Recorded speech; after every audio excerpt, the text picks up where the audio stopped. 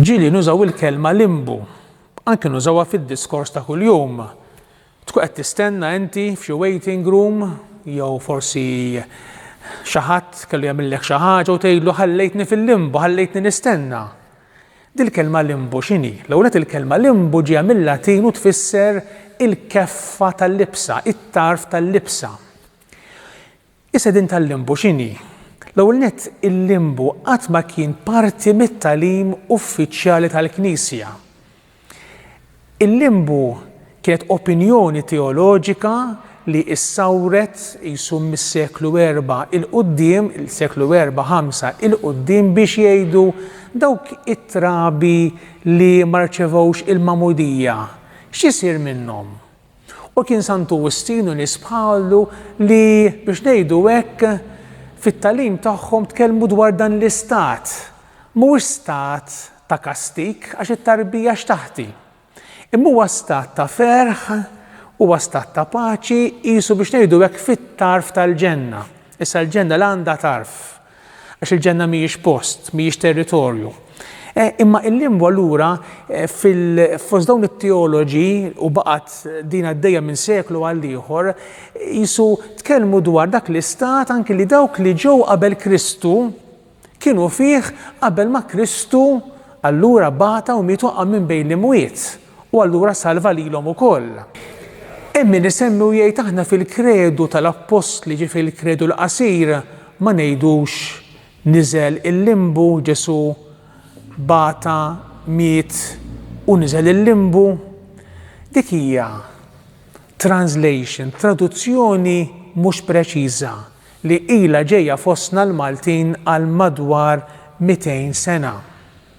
Dik hemmhekk mhux niżel il-limbu, hemmhekk aħna qegħdin ngħidu llum bil-Malti li Ġesu niżel bejn l-imwiet. Fil-fatt l-isfijiet ta' Malta u xi snin ilu dil ħaġa wkoll approvawha li Ġesu niżel bejn l-imwiet.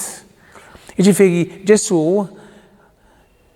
wara li miet u qabel ma qam bejn l-imwiet iltaqa' biex ngħidu hekk ma' dawk il-bnedmin kollha, il-bnedmin ġusti li ġew qablu.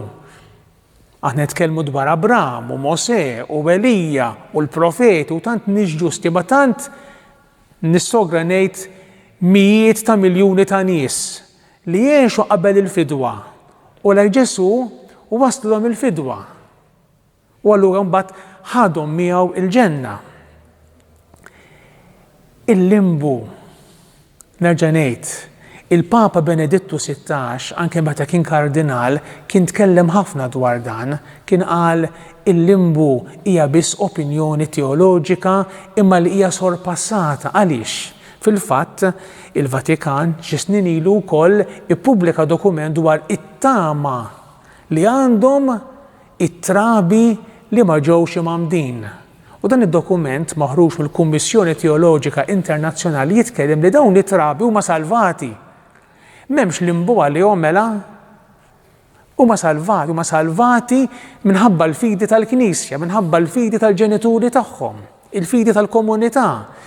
Huma mifdija x'Alla huwa ħanin.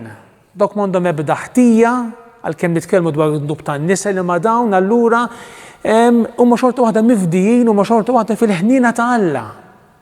U għalhekk tajjeb li meta nistqarru il-kredu tal-Apostli bil-Malti, aħna kif anki saru jgħidu ħafna u b'mod korrett li Ġesu niżel bejn l-imwiet u mbagħad qam minn bejn l-imwiet.